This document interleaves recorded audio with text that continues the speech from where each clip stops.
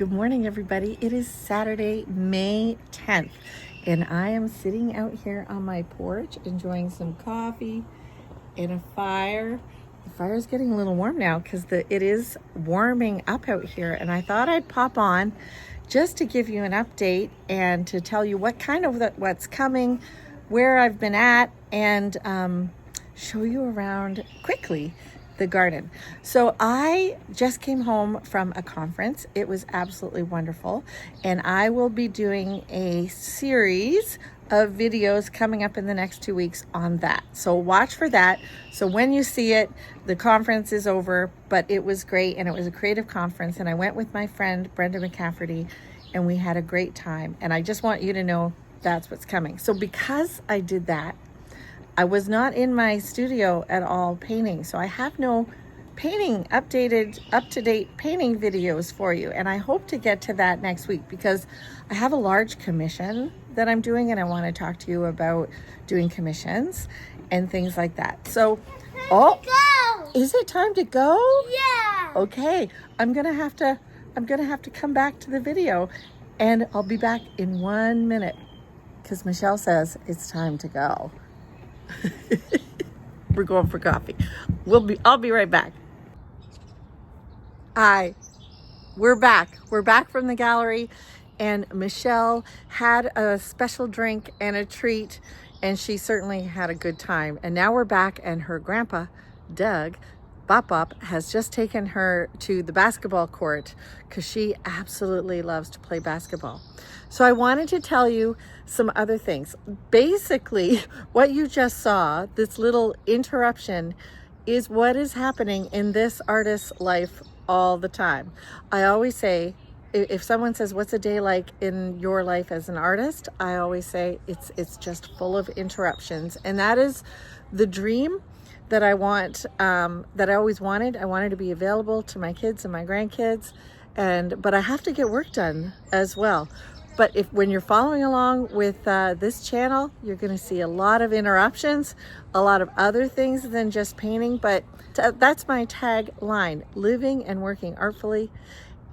I'm just going to pull you along and show you all the aspects of living an artful and thoughtful life, I hope. And right now we're going to turn it around and show you the garden, but not before I tell you about this. It's amazing. I have my annual Mother's Day sale. Happy Mother's Day to all you mothers. I have my annual Mother's Day sale, 15% off all of my prints and accessories, I believe.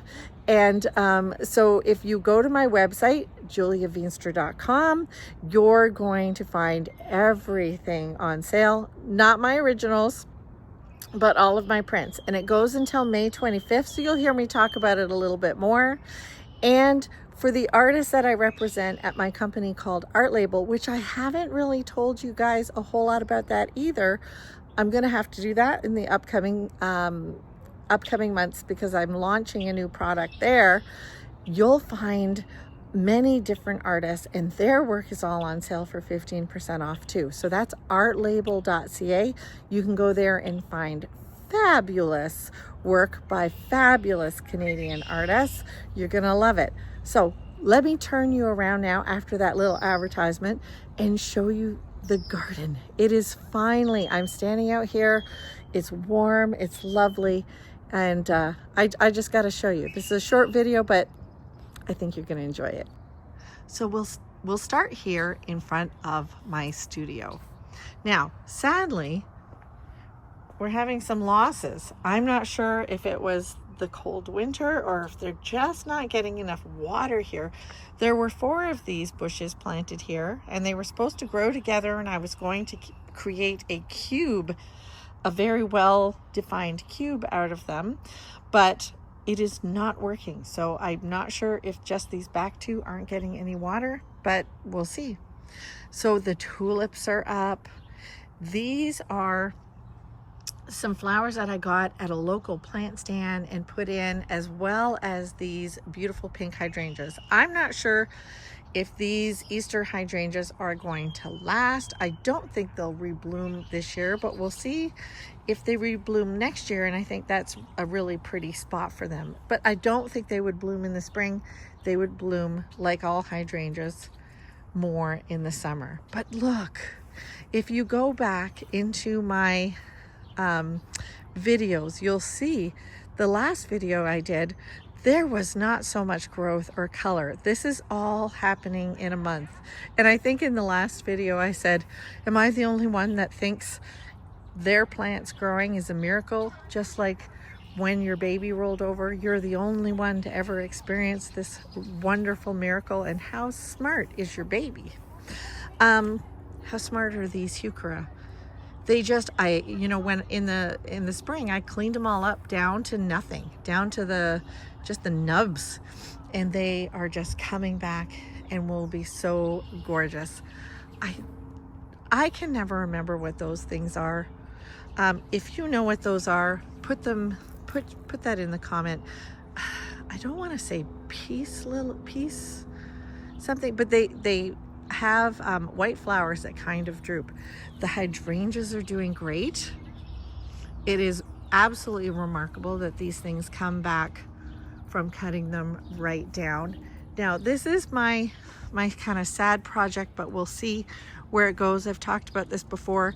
You can see the shape of a heart, and it was full, and it is succumbing to something called scale. So my husband and I have been dutifully spraying it with dormant oil, and let's hope I do see a few buds, but it might take a year or two to come back. And we've got this river, do you see it? This river of spirea going through the garden, and then we've added on to it, do you see the orange in the back there with another color of spirea? But it's weaving its way through the garden, through the fence.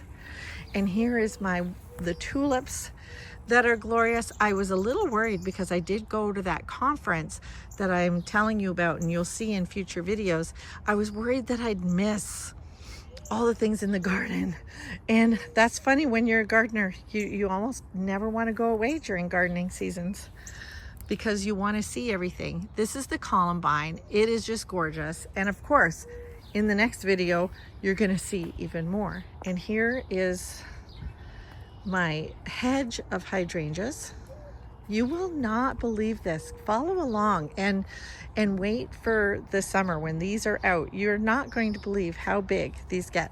And you see that weaving of the spirea hedge out there too. So it's kind of weaving in and being continued over there and going outside the garden. So the garden outside there, I find that the grasses are struggling this year. If you're finding that your specialty grasses, there's another name, I just can't think of it.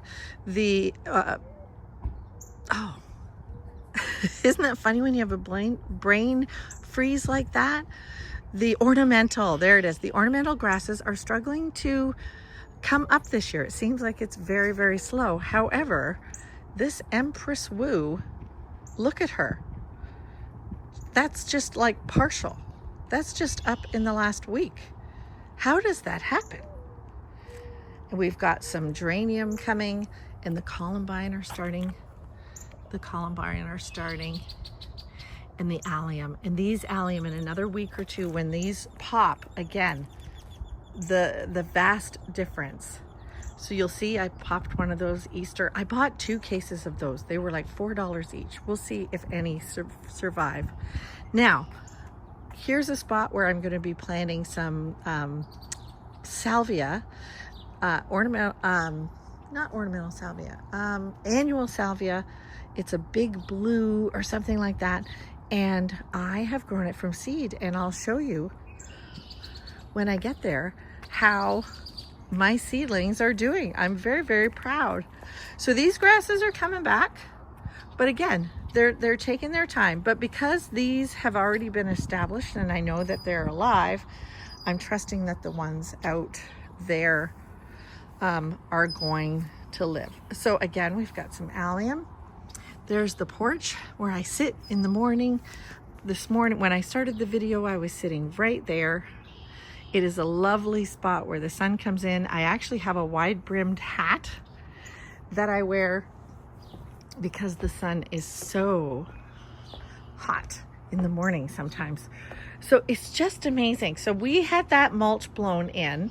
So the mulch was blown in, and they come with a big truck and a big tube, and it's amazing how they blow it in. So I have no idea, sometimes I forget what's even coming up. So this will be a hosta bed, and this climbing vine was here when we bought the place, and it is quite impressive. It will cover this whole thing and be absolutely purple with flowers, and it's wonderful. So here again, if you go back, and you can see that this about a month ago was just simply mulch, and now we've got all sorts of things happening here. I won't take you too far down, but we've got this rose that I'm hoping, do you see how I have a window here? And then my neighbor's window is right there. I'm hoping actually that this rose grows, and I'll add something at the front, and this will just become a beautiful rose haven that will block my window from their window, and we both can live in peace and not worry about each other. So there's some things happening down here, just daily. It's fun. And the dog's ball. So come on, I'll take you to the secret garden. Actually, that was the secret garden. It's the garden that I'm trying to create for my grandbabies to kind of go and explore. I love my little topiaries, but one of the things broke, but I think these are from IKEA, so I can go back and I can get another another pot. So I'm excited here. We've got the lemon stuff. Is it a verbena?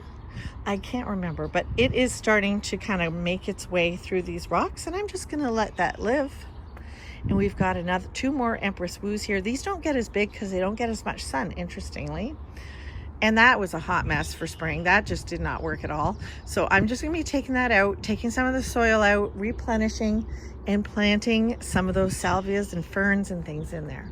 Now I think this is working out well. This is gonna be my allium bed. And then once the alliums are done, I'm hoping, might not be this year because I just planted them last year, but this is Japanese forest grass, all gold. And what I hope is that it creates this gorgeous mound of grass. And I just have one long rectangle of chartreuse, and you can see it way back over there, of chartreuse grass, and it'll just be a very calming area because the rest of the garden is pretty busy. The donkey tail spurge is launching itself into different places. This is not something I planted here, but the seeds have blown through the wind and decided that living in these little rock crevices is perfect, and that's what all of those little seedlings are. And it's just great, isn't it? I don't think if I had thought of it, it would have been a better idea. So it went from a place that I had over there that it seemed to die, but all the seedlings gravitated over here and loved it. Now, I did cut it all back here, but it is reblooming and it grows very fast. So this is a great thing that comes out over my planters. Now, I'm not obviously a dedicated planter gardener for YouTube, so I really didn't do any spring things because it's in Canada here. We launch from coat weather to summer pretty fast, so I tend to just kind of try to put some things in the planters that might look pretty, even if they're like stuff like sticks or sculptures or something, and then I will be planting these up this week and it will be glorious. That's the Japanese grass, and that's just even half grown or a quarter grown. It's lovely. The oak leaf hydrangeas are coming together, and I cut out a branch that was coming this way because this rose I want to grow up and onto this trellis so that will be absolutely stunning. So I had to give it some air. So this is the garden that goes from nothing to something. And oh, I transplanted these peonies last year, and someone said when you transplant, you're not going to get too many flowers, but we've got lots of buds, so we'll see. This is the one poppy that has survived. I have tried to plant poppies here. This one survived. I don't know, do poppies spread? It beats me, but this guy's living, so we're gonna get at least one poppy. The phlox is coming up. I need to buy some supports for that before they get too big. The climbing hydrangea is doing fine. We'll circle back around here, give you the other view. So can you imagine when that chartreuse grass is just filled there? And I planted some more of the pink hydrangeas. If they work there, that's going to be pretty cool. We'll see. The iris are looking healthy. My boxwood little hedge got a bit of winter burn, so we'll see how that's doing. But this is one of my favorite stands of allium. This will be so pretty in a couple of weeks. And here is the wonder that I was so worried I was going to miss, but I haven't. It is my rosebud. It is not showing up in the camera like it does in real life. It is beautiful and pink. And I feel like it's just a treat for the neighbors across the way to see. And then when it fills in, we don't even see those houses over there. It's perfect. I've planted some more allium here. Last year, I think I planted about 20 more. So I don't even remember where they, oh, a squirrel took off a head. Oh man. Anyway, but this is, I find interesting, this Brunnera, these two are not in competition with roots. These three are. See the difference in sizes? Because they're under this bush, this Japanese snowball. Fascinating. And this is where the donkey tail, the spurge was, and then it died. It did really, really badly and transplanted it itself over by the stairs. But look, a million seeds. So we'll see how it does. I'm just gonna let that grow. And this is a tree that I had chopped, but it's coming back. I have to trust Candy Vinny, who tells me what to do in my garden when I don't know. And she said, chop it down, it'll come back. We got some Joe Pye weed coming up here. Joe Pye weed is so beautiful, but the first 2 years it got really tall and just fell down. And then Candy again said, when it gets to your hip, cut it down to your knees. And then it just was amazing. It branched off and it did great.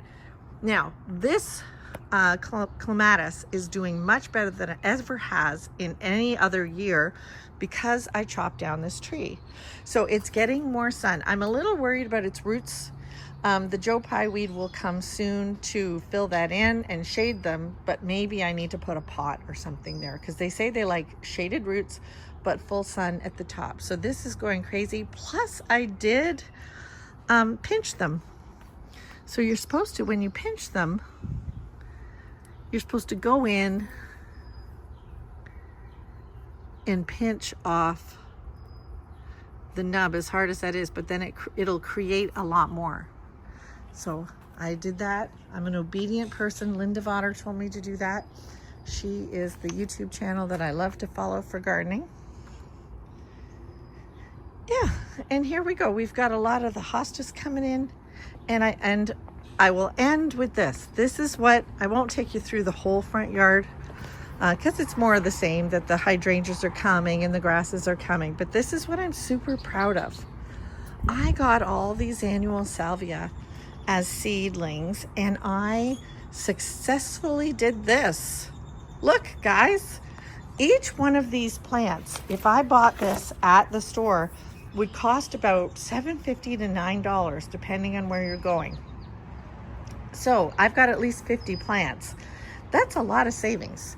Now, my husband's like, you put a lot of work into this and use grow lights and all that and all the dirt, but hey, I'm very happy with that. And then I've got some begonias, dragonwing begonias that are suffering, but I think the sunshine is going to bring them back, and we'll see. So we'll make our way back into the back garden where you do see a little bit more of the red bud showing off against the spring greens that are happening.